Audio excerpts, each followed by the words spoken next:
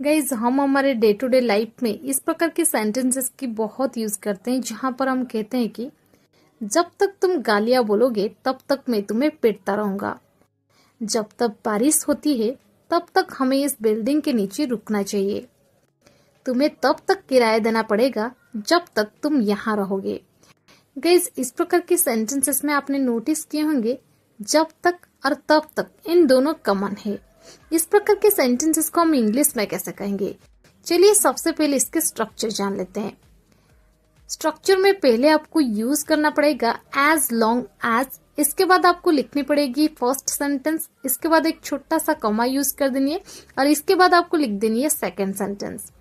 यहाँ पर जो एज लॉन्ग एज हम यूज करेंगे वो यूज करेंगे जब तक के लिए, और तब तक की इंग्लिश नहीं आती है, ये ऐसे ही कॉमा के माध्यम से लिखा जाता है।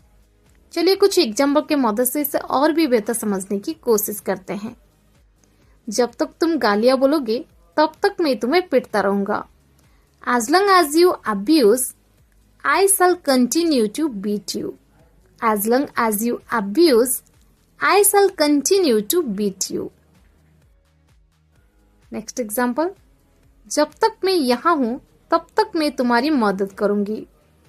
As long as I am here, I shall help you. As long as I am here, I shall help you. जब तक तुम चाहो तब तक तुम यहाँ रह सकते हो। As long as you want, you can live here. As long as you want, you can live here. जब तक बारिश होती है तब तक हमें इस बिल्डिंग के नीचे रुकना चाहिए। As long as it rains, we should stay under this building. As long as it rains, we should stay under this building. Next is, तुम्हें तब तक किराया देना पड़ेगा जब तक तुम यहाँ रहोगे। You will have to pay rent as long as you live here. You will have to pay rent as long as you live here.